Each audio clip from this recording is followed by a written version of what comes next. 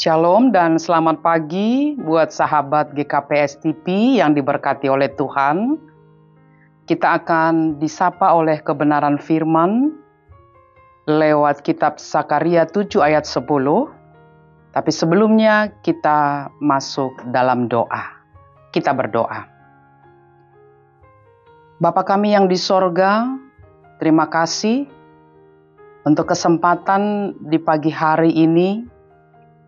Kami akan mendengar sebahagian daripada kebenaran firman Tuhan. Mari Bapa, Engkau perlengkapi hamba-Mu yang akan menyampaikan firman Tuhan. Dan biarlah seluruh jemaat Tuhan, sahabat GKPS TV, sungguh-sungguh terberkati lewat firman yang akan kami sampaikan. Terima kasih Bapa. Amin. Nats firman Tuhan diambil dari kitab Sakaria pasal yang ke-7 ayatnya yang ke-10. Demikian firman Tuhan, janganlah menindas janda dan anak yatim, orang asing dan orang miskin, dan janganlah merancang kejahatan dalam hatimu terhadap masing-masing. Dengan tema, janganlah menindas janda dan anak yatim. Saudara-saudara yang terkasih, sahabat GKPS TV, Nabi Sakaria diperkenalkan sebagai penulis kitab Sakaria ini, dan dia berasal dari suku Lewi. Dan setelah pembuangan, Sakaria melayani di Yerusalem sebagai imam dan juga nabi. Sakaria merupakan rekan sejaman yang lebih muda daripada Hagai. Baik Hagai dan Sakaria adalah nabi yang menggugah orang Yahudi yang ada di Yehuda dan Yerusalem untuk melanjutkan pembangunan kembali bait suci pada zaman Gubernur Zerubabel dan imam besar Joshua. Nah, Bapak Ibu sahabat GKPS TV, Nabi Sakaria sebelumnya sudah mengingatkan bangsa Israel dengan ketidaktaatan nenek moyang mereka terhadap seruan daripada para nabi. Serta apa akibatnya kalau mereka tidak taat, tidak mendengarkan kebenaran firman Tuhan. Itu kita bisa lihat di pasal 1 ayat 4 sampai dengan ayat 6 sebelum firman ini. Dan sekarang Nabi Sakaria mengulangi kembali pada nats khotbah kita ini apa yang akan menjadi hukuman bagi bangsa Israel bila mereka tidak mendengarkan dan menjadi pelaku kebenaran firman Tuhan. Beginilah firman Tuhan semesta alam kepadamu sekarang. Seperti yang sudah difirmankan dahulu kepada nenek moyangmu. Apa yang dikatakan di sana disebutkan pada ayat 9. Laksanakanlah hukum yang benar. Laksanakanlah hukum yang benar. Artinya, para pemimpin atau bahkan juga bangsa Israel itu sendiri punya kewajiban. Mereka harus menjadi pemimpin atau mereka harus menjadi masyarakat yang bisa menjalankan kebenaran dan keadilan tanpa harus memihak, tanpa harus kita katakanlah berat atau pilih kasih kepada seseorang ataupun kelompok, tapi justru berlakukanlah aturan sesuai dengan hukum yang berlaku tanpa memandang siapa dia, apa jabatannya, dan jalankanlah setiap putusan itu dengan seadil-adilnya. Nah, untuk itu, kewajiban yang dikehendaki dari bangsa Israel, dari para pemimpin tadi, bukanlah sebatas memelihara puasa dan mempersembahkan korban dalam setiap ibadah-ibadah mereka.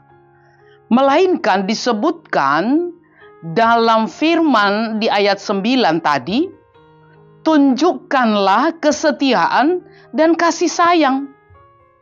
Artinya, setiap pemimpin, setiap bangsa Israel wajib untuk secara langsung memikirkan, mengerjakan kehadiran mereka harus bisa mendatangkan kesejahteraan dan juga perdamaian di antara seluruh rakyat yang ada di tengah-tengah bangsa Israel.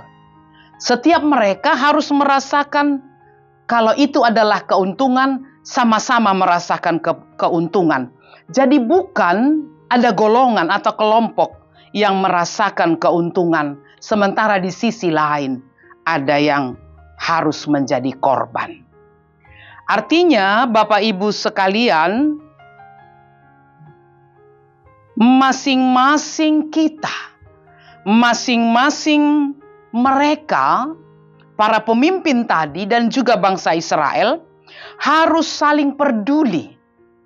Mereka juga harus saling mau berbuat baik sesuai dengan kesanggupan ataupun kemampuan dan juga kuasa atau jabatan yang ada pada mereka. Sehingga akhirnya mereka tidak boleh berlaku kejam. Mereka tidak boleh mencari keuntungan. Bahkan dengan tegas disebutkan dalam nas firman pagi hari ini, ayat 10 tadi, mereka tidak boleh menindas janda dan anak yatim, orang asing dan orang miskin. Dan janganlah merancang kejahatan dalam hatimu terhadap masing-masing. Artinya, apa yang dimaksudkan di dalam ayat 10 ini kita bisa seperti gambarkan yang sering dikatakan dalam sebuah ungkapan, yang sudah jatuh karena lemah, jangan dibuat tertimpa tangga lagi. Ya. Jangan rampas hak orang lain, tapi justru pulihkanlah hak mereka. Tentu hal ini mengingatkan bangsa Israel dan juga setiap kita, agar setiap kita boleh terhindar dari setiap murka dan kemarahan daripada Tuhan. Atau sering juga kita sebutkan dalam kehidupan kita sehari-hari, kalau kita tidak bisa menolong orang lain, setidaknya kita jangan menambah beban mereka. Ya, itu yang harus kita pedomani. Sehingga akhirnya seluruh jemaat Tuhan, mereka juga diharapkan. Mereka juga pada akhirnya, di ayat 10 kalimat terakhir dikatakan, tidak boleh menginginkan atau merancangkan sesuatu yang jahat di hatinya. Ternyata merancangkan saja, menginginkan yang jahat saja tidak boleh kita lakukan. Apalagi itu sudah kita kerjakan. Nah, artinya kita bayangkan saja pun sesuatu itu, untuk melakukan sesuatu hal yang jahat, apalagi menginginkannya, itu adalah dosa di hadapan Tuhan. Maka sesungguhnya lewat ayat 10 ini, sesungguhnya firman ini memberi batasan di hati setiap kita dan juga melarang pikiran kita jangan sampai jatuh ke dalam hal-hal yang jahat, iri, dengki, tapi justru yang timbul dari hati kita adalah biarlah setiap kita boleh menjadi pelaku-pelaku kebaikan dan cinta kasih. Sehingga pada akhirnya setiap kita boleh diberkati oleh Tuhan. Dan akhirnya bangsa Israel dan juga kita pada saat ini akan dijauhkan dari setiap murka, dari setiap hukuman yang bisa menimpa kita kalau setiap kita justru menjadi pelaku-pelaku kebaikan dan cinta kasih. Tuhan memberkati. Amin, kita berdoa. Biarlah Tuhan Yesus lewat sapaan firman Tuhan yang boleh kami dengar pada pagi hari ini, mengingatkan setiap kami anak-anak Tuhan, bahwasanya Tuhan menginginkan, mengharapkan dari setiap kami yang mengaku percaya kepadamu, boleh menjadi pelaku-pelaku keadilan dan kebenaran, menjadi pelaku-pelaku kebaikan dan cinta kasih. Kami harus menjauhkan diri kami, bahkan pikiran kami, menjadi penindas bagi orang-orang yang lemah, orang-orang yatim piatu, yang miskin, dan yang terpinggirkan. Sehingga pada akhirnya setiap kami boleh menjadi alat Tuhan, menyatakan sukacita, menyatakan kabar baik di tengah-tengah dunia ini. Di dalam Yesus Kristus, Sang Pengantara kami sudah berdoa dan mengucap syukur. Amin.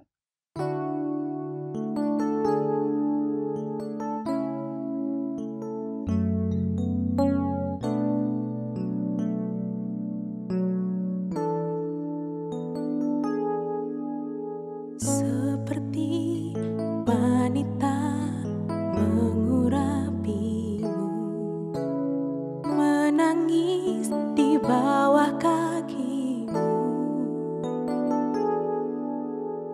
demikian hidupku mau mengasihimu. Yesus, Engkau baik bagiku. Sampai akhir ku menutup mata, ku tetap setia menanti janjimu. Sampai ku dapatkan mahkota kehidupanku, ku tetap setia, ku melayanimu. Sampai akhir ku menutup mata, ku tetap setia menanti janjimu. Sampai ku dapatkan mahkota kehidupanku, ku tetap setia, ku melayanimu. Ku tetap setia, ku melayanimu. Ku tetap setia, ku tetap setia, ku tetap setia, ku melayanimu.